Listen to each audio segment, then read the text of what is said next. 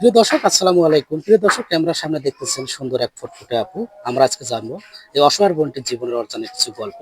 তো তার আগে জানবো আপুর পরিচয়। আসসালামু আলাইকুম। ওয়ালাইকুম আসসালাম। আপু কেমন আছেন? আলহামদুলিল্লাহ ভালো আছি। তো আপু, আপনার নাম কি? আমার নাম ঝর্ণা। ঝর্ণা। জি। তো আপু, কি আজকে রান্না আসলে কি করতেছেন? আজকে রান্না করতেছি কবি। কপি। জি, কপি ভাজি করবেন, তাই তো? জি। তো আপু, ফ্যামিলিতে কে কে আছে? আমার ফ্যামিলিতে আমার মা আছে, বাবা নেই, মা অসুস্থ। তো বাবা নেই, তাই না? জি। আসলে বাবা নামক বটগাছটি যদি কারো মাথার উপরে না থাকে, সে জানে যে বাবা হারার যন্ত্রণা কতটুকু। তো আপু, আসলে কি বিয়ে শাদী হয়েছে এখনো আপনার?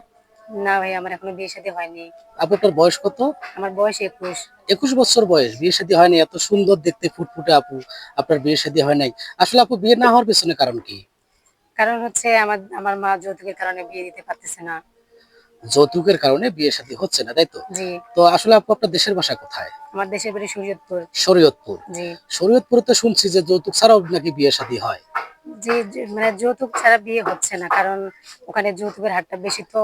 যৌতুকের হার বেশি। জি। তো আপু, আসলে আমাদের এই ভিডিও দেখার পর অনেক প্রবাসী ভাই কিন্তু ফোন করবে, ঠিক আছে? অনেকজনে আপনার দায়িত্ব নিতে চাইবে।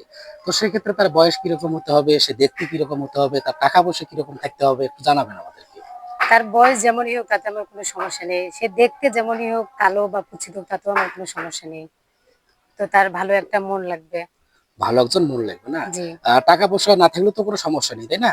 না ভাই, আমার টাকা পয়সা লাগবে না। শুধু আমাকে ভালোবাসবে, আমি তাকে ভালোবাসবো, এটুকুই। আপু, অনেকে প্রশ্ন করে যে হয়তোবা বিয়ে শাদী হয়েছে কিনা। আসলে আপনার কি পূর্বে বিয়ে শাদী হয়েছিল? জি না ভাই, আমার আগে বিয়ে হয়নি। তো প্রিয় দর্শক, আসলে এই অসহায় বোনটির গল্পের কথা শুনে যদি আপনাদের কারো ভালো লাগে বা বোনটির যদি আপনারা দায়িত্ব নিতে চান, এই মুহূর্তে স্ক্রিনে একটি নাম্বার দেখতে পাচ্ছেন। নাম্বারটি চ্যানেল কর্তৃপক্ষের নাম্বার। এই নাম্বারে যোগাযোগ করলে আমরা আপুর সঙ্গে কথা বলে দেব। অযথা ফোন কল দিয়ে বিরক্ত করবেন না। আপু, ভালো থাকবেন, সমস্যা নেই। আমরা চেষ্টা করব আপনাকে সুন্দর একজন মনের মানুষ জুগিয়ে দেওয়ার জন্য। আসসালামু আলাইকুম। ওয়ালাইকুম আসসালাম।